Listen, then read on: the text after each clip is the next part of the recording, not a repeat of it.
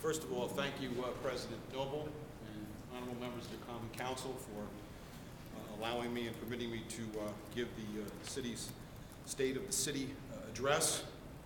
It's my honor and privilege to do it this evening, and I'm very humbled by the fact that the city has elected me their mayor. So with that in mind, this is our city, my city, my family's, yours. We are all stakeholders here. We are all invested. If your kids go to school here, you're invested. If your family is from here, you're invested. If your business is located here, you're invested. You own property here, you're invested. Even if you rent or just work here, you're invested. It's a great place to invest, really. I wouldn't want to invest in any other city. Let's talk about how we can partner and what I'm doing to see your investments begin to pay off.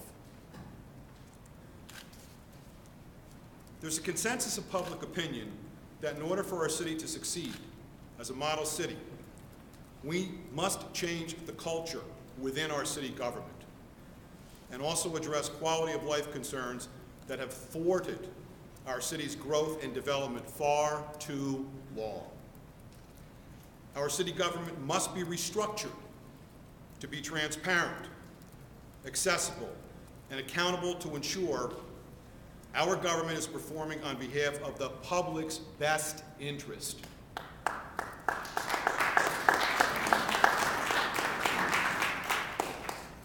We need to become more user-friendly. The restructure of our government must have at its core a more efficient use of our tax dollars in order to provide necessary services and address quality of life issues. Our government should be managed as a business, similar to how we manage our household finances. As part of our restructuring of government, we must seek to better leverage and save tax dollars wherever feasible by consolidating government services with both Ulster County and surrounding town governments, such as the town of Ulster. We also must restructure our government to make better use of all resources to address the daunting quality of life issues so we can attract new residents, successful businesses, and professionals to our community. The restructuring of government can only occur if there is a partnership with everyone in our community. We need you. We can only succeed as a model city if there is a public-private partnership. The budget. The city budget is $39 million approximately. And the cost to provide services is $700,000 per week, or as our controller, John Toohey, says, the burn. So it's $700,000 to run this government weekly. 70 cents of every dollar goes towards personnel-related costs. This is unsustainable.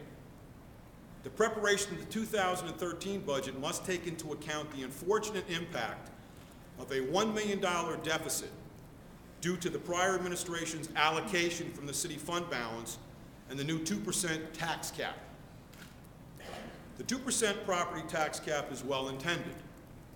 However, many local officials are arguing that the law is incomplete because as it is, local government is unable to keep up with unfunded state mandates, annually increasing employee health and pension costs, and unfair and disproportionate safety net costs. I applaud Governor Cuomo's efforts for reminding the New York State Legislature of the financial impact and hardship of unfunded mandates on local governments. Do you all know what safety net costs are? Well, here's what they are. Ulster County is the only county in all of New York's 62 counties, which rolls most of its social service cost down to the city. Therefore, the Kingston taxpayers shoulder the burden by paying a disproportionate share of the cost of services rendered to those in need. This is unacceptable and cannot be sustained by our taxpayers. 2 years ago, I had recommended to the prior administration that we commence a lawsuit against the county with regard to this issue. We're waiting on the results of a motion that was filed by the county in federal court. Additionally, last year the budget, for your information, had to include, I believe, a $600,000 increase because of the safety net costs. So I think we're right now at approximately 1.6 million or something like that thereabouts. So it's a very serious situation, obviously. To meet the 2% tax cap, I am sending out an SOS to all state representatives and county officials for assistance to avoid further financial hardship and potential financial ruin imposed upon our city by the unfunded mandates, ever-increasing health and pension costs, and the disproportionate safety net expenses borne by our taxpayers. Prior to presenting the budget to the Council for review and adoption, I shall monitor all government spending, whether it be for cell phones, take-home vehicles, employee overtime, and time and attendance leave accruals, health care, and pension costs, to cite a few of our expenses. With the assistance of the City Comptroller, I am reviewing and, where necessary, changing operational policy and procedure of all city departments by enforcing the city's procurement policy and implementing a new centralized, transparent, and accountable employee attendance leave, accrual, and overtime procedure to ensure our precious tax dollars are not wasted.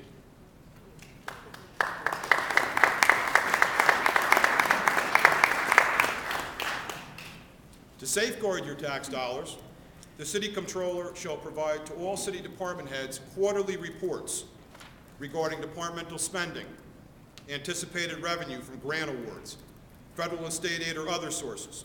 The exchange of this financial spending information shall assist department heads with the preparation of next year's budget and provide a strategic plan in the city's short and long-term financial circumstances. This information shall also be made available to the Common Council. Simply put, the mayor, the council, department heads, public employees must begin preparation for the budget process earlier than in the past. This will also amount to saving taxpayer dollars. We will review departmental spending, consider anticipated revenue and possible cost savings through consolidation of services or other means when feasible. We will work together to prepare a budget that is fair, reasonable, and in the public interest and no one else's. The State Comptroller is currently auditing the Kingston Fire Department and will expand the audit to the Department of Public Works. The State Comptroller is releasing the Kingston Police Department's audit in a few months. The departmental audits by the State Comptroller are welcomed and necessary to continue implementing best practices for the budget, departmental operations and procedure, and to assure the public their tax dollars are protected from fraud, waste, and abuse. In the interim, our City Comptroller has already implemented many best practices to protect your tax dollars. To further prevent tax dollar abuse, I am recommending a whistleblower local law and an update of the city's ethics laws. I have also proposed a Business Advisory Council to advise the mayor on issues pertaining to the budget, taxes, quality of life, contract negotiations, and economic development. Consolidation of services. As an assistant corporation counsel for the city, I was involved in consolidation of the Kingston Fire Department's communication dispatch with Ulster County 911, resulting in considerable savings for the city. As mayor, I shall continue to review all of our services and, if feasible, recommend consolidation. We need to consider consolidation whenever possible to avoid duplication of services and for leveraging our tax dollars, as in the case of the proposed tourism consolidation with Ulster County. Quality of life. It's interesting, I believe it was 1 year ago this week that when I announced my candidacy at the King's Inn, I believe I set forth the quality of life campaign theme, and I believe it's resonated very well in our city, as we're all aware. We need to address the public's quality of life concerns that have created an eyesore throughout our city. and hampered our progress and development. To that end, I have proposed a quality of life code enforcement task force comprised of the Building and Safety Division of the Kingston Fire Department, Public Works, and Kingston Police Department. By coordinating the resources and services of each department, we can more efficiently and more effectively enforce the city code to eradicate blight caused by unsafe and dilapidated buildings and nuisance in our city. It pleases me to say that this interdepartmental task force has been created at no additional cost to the taxpayer.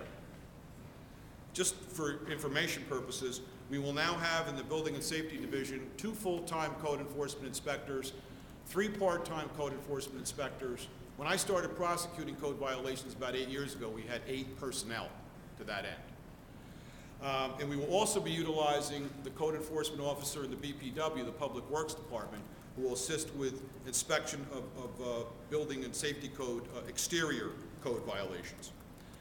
The Kingston Police Department, which is also a partner, has already been engaging in assisting the city, as part of this effort with the nuisance abatement law. And I'm very pleased that even Chief Tinty in the night shift, they actually will be, during the course of their shift, looking whether or not there are street lights, that are out, and then follow up with the Public Works Department in the morning. They're also involved with the assisting with violations that are issued for open containers, curfew violations, and many other quality of life code provisions that essentially deal with the blight and the nuisance that's prevalent throughout different parts of our community.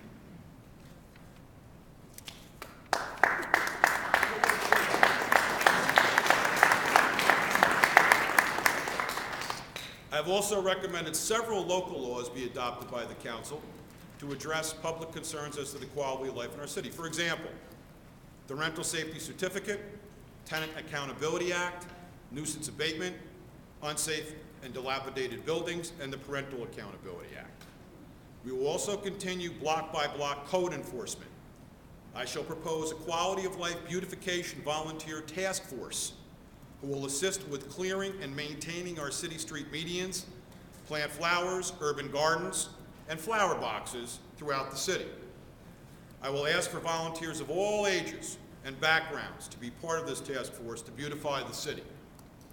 And we'll call upon these volunteers to be good neighbors to our seniors. I spoke recently with the superintendent of Kingston School District, Superintendent Palladino, and we were talking. He loved the idea because what he would like to do is have me meet with the high school principal and then try to get the high school students motivated to be part of this task force. I'm also going to reach out to the rec department and also the Hodge Center to try to get our youth involved in this kind of effort with helping the city during these times. With regard to the laws that have been proposed, I want to make it clear there isn't a motivation to be punitive with a property owner or a landlord. As a matter of fact, the purpose of the laws, I think, is to be able to have us all partner. Additionally, provide education and assistance to property owners and landlords who do comply with the code, who do try to protect their investment, and who do try to create a neighborhood where they have their property and rent to prospective tenants. Public safety. Everyone in our city deserves to be safe. Through community policing, we can reconnect all of our neighborhoods into one great community. As I've stated before, it's not up, mid, or downtown. Kingston is one neighborhood, people. Our police department is dedicated to protect and serve. By simply reallocating resources, the department has implemented a street crimes unit, youth bureau, beat cops on our street, who are mindful of quality of life concerns. This has all been accomplished without spending any additional taxpayer dollars, and has generated a new community spirit and positive morale and investment in our city by departmental personnel. This is literally what community policing is about. It kindles enthusiasm and support from our residents, business, and professionals. It also restores much-needed pride in the police department. for those hardworking men and women who protect and serve. With all this falling into place, we now have begun the process of reviewing and considering midtown locations for a police precinct or police station. I ask for your support and partnership for that to happen. Economic development. To develop the economy in our city, we need to consider our assets and harness the energy of our homegrown talents. Since we are addressing our quality of life concerns, we can create a climate to attract new residents and business to partner and invest in our city with us. We must position our city to be competitive in Governor Andrew Cuomo's economic development strategy, specifically the governor's consolidated grant writing process and regional economic development councils. Governor Cuomo gets it. Our governor understands that we must have a business-friendly climate and restructure government to be more accountable to the taxpayers. Our governor understands, and we local officials should take notice, that tax dollars are limited and should be leveraged to promote economic development throughout our city and state. In response to the governor's economic development initiatives, I have restructured Kingston's Office of Economic Development. The restructure of the department enables our city to be competitive in this arena. By participating in the Regional Council Consolidation grant writing process, the city can leverage tax dollars by bundling available grant awards from the Department of Environmental Conservation, Department of State, Department of Transportation, and Office of Parks and Recreation. Basically, we have to be in it to win it. And another point or footnote, the restructuring of the Office of Economic Development, again, at no additional cost to the taxpayers. Since taking office, my administration has pursued the consolidation of our tourism agency with Ulster County. This consolidation shall result in not only the savings of tax dollars, but also provided much-needed advertising of our city's event, festivals, waterfront, arts, and historical heritage. You should all know that the budget for the tourism department, I believe, is $100. Not much, okay, to try to advertise what Kingston has to offer for this region and the metro area. As part of our economic development strategy, the city should promote and market our business park to attract manufacturers. I have been recently negotiating with two credible, reputable manufacturing companies to do business in Kingston at the Colony Liquor site. The City, County Industrial Development Agency, and Ulster County Development Corporation, Town of Ulster Supervisor James Quigley, have collaborated in a partnership to make this happen. This represents a $12 million project and could mean 100 to 150 good-paying manufacturing jobs with benefits, keeping those jobs in Kingston, in the county, in the state. The project will also include expansion and increasing employment opportunities for our city. One of the involved businesses shall vacate a site in Kingston, which will open up a new site for a new manufacturer who is ready, willing, and able to do business here in our city. The Kingston Local Development Corporation is another tool, providing loans to business and professionals who are expanding and increasing jobs for our city, necessary to attract new businesses to our community. I'm going to recommend to the KLDC the approval of a small business loan to Bronx Soda Pop, an example of how you can get their product at Adams, I believe right now locally. An example of how a small business can contribute to the growth of our local economy. This company is a well-recognized downstate business which has received attention from New York City Metro media. It's been written up quite extensively in the Daily News and the New York Post. It really is a mom and pop business. It's very impressive. I'm also in contact with other local business in need of capital to expand their business and create more employment opportunities for our city. By restructuring government to address quality of life concerns, this is the ideal time to connect many projects which will make our city a model city. I am pleased to announce the Trolley Museum and Kingston Land Trust have agreed to partner on the installation of a rail trail from the Strand to East Chester Street. Also, the first stage of the Beale Street project shall commence this spring. It will provide for new bluestone sidewalks, curbing, lighting, and access from Block Park to the promenade on the waterfront. The Clearwater shall begin construction of a barn on the waterfront, which will be completed in the fall. The trolley line will be refurbished, continuing the connection to Kingston Point, and should also be completed by the fall. The AVR Hudson Valley Landing Project shall eventually connect to the trolley line, extending from Kingston Point. The AVR project group is in the process of preparing specs and plans for installation of a 1-mile-long promenade stretching from North Street to East Kingston in the town of Ulster. The Office of Economic Development is assisting the AVR group to facilitate this promenade, which will contribute to making our city a model city and a destination point. Our city will have the longest walkway along the Hudson from Albany to Yonkers. We can connect the Abeele Street, Waterfront Promenade, and trolley line to the AVR Hudson Valley Landing mile walkaway, which, by the way, it's interesting because, as many of you probably know, that project travels through several brickyards. And what the developer intends to do is, along the walkway, have exhibit stations about the manufacturers, the brick plants, the brickyards, which one of them, actually two of them, I had a grandfather who started working there when he was 8 years old. I'm sure many of you had relatives who worked down there as well. But what's interesting is that it taps into the historical significance of that area, of that industrial site. It had ice house, cement plants, brickyards. There's an old mule barn there, which the developer wants to use into a environmental, educational, cultural center. So it's pretty exciting, just the idea of putting in this walkway, what it will actually, precipitate and what it will ensue. And as I stated earlier, it will make Kingston a destination and create a demand also for AVR Mr. Perna's project. I'd like to thank Supervisor James Quigley with his assistance in the negotiation of a shared services agreement for the sewer district for the AVR Hudson Valley Landing project. The city, town, and county are collaborating as partners to ensure the success of this regional project.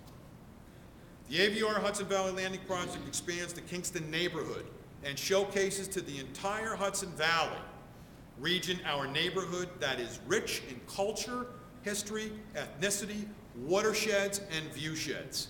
It will highlight the contribution and diversity of our community to all of New York State. With the assistance of the Office of Economic Development, Planning, and Engineering, I shall prepare and issue requests for proposals for the parking garage in Kings Inn.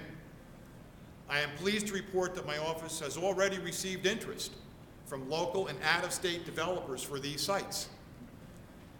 The town of Rosendale is extending its rail trail to South Wall Street. The town of New Paltz is extending the Gardner Rail Trail to Highland, which provides access to the walkway over the Hudson, and then to the Dutchess Rail Trail system. Ulster County is extending the rail trail from the Washington Avenue Route 209 Hurley. The city must connect waterfront to Midtown and Uptown. The rail trails provide connectivity to the surrounding towns and contribute to the city's and regional economic development. The city will pursue a partnership with the county and surrounding towns in order to capitalize on the proposed trails which offset costs of providing services. This is exciting, just think about it.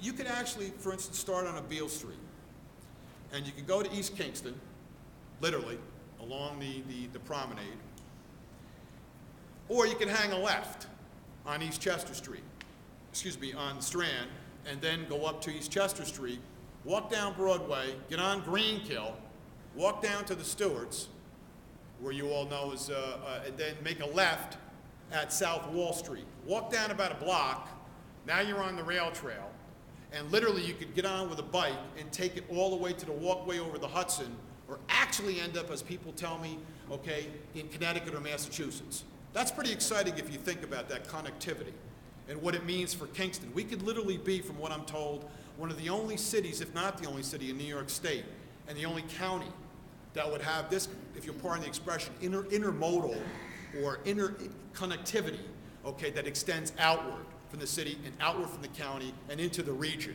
It's very exciting, too, from the standpoint of tourism and economic development. The comprehensive master plan will serve as a viable blueprint for economic development in our model city. and I've had preliminary discussions with County Executive Mike Hine and Ulster Town Supervisor James Quigley to establish a round-out local development corporation to be used as a framework source of funding and to connect the network of projects on the waterfront throughout and outside our city. A local development corporation for the round-out could not only assist in attaining state and federal monies, but also link our model city to a source of funding from grant-giving foundations as well. Community development provides funds for community projects and infrastructure repairs, and to provide further linkage with the goals of our Economic Development Office and the county's UCDC and IDA, and also our Kingston Local Development Corporation. The community development, for just a piece of information, to try to facilitate this colony liquor project, we're going to tap into community development funds to address the stormwater problem, which has caused that site to not be developed for several years. Community development is very important to economic development. Another economic development strategy focuses on our assets, such as our parks. So many people have said to me that we need to improve the facilities in the parks. I will use the Office of Economic Development to vigorously pursue any state or federal monies available for that. Our city is alive with community spirit and a willingness to partner with government. Ron Woods, a Kingston Recreation Department Commissioner, and other donors are dedicated to improving the Forsyth Park tennis courts, which need a facelift to make the park a venue for youth and adults throughout the city and the region. I'm excited to support this initiative to establish Kingston as a venue for competitive tennis. I recently met with volunteers trying to establish a dog park at the Kingston Point, which will attract people to Kingston and stimulate interest in our art galleries, festivals, historical heritage, fine restaurants, outdoor recreation, and interest in the waterfront and more. The Movies Under the Stars program will use the waterfront, our parks, recreational centers, and possibly even the King's Inn site as venues for showing family movies. I'm excited that the program will engender renewed energy and pride and help families experiencing tough financial times to enjoy a cost-free night out in a wholesome family venue. Kingston is on the right track.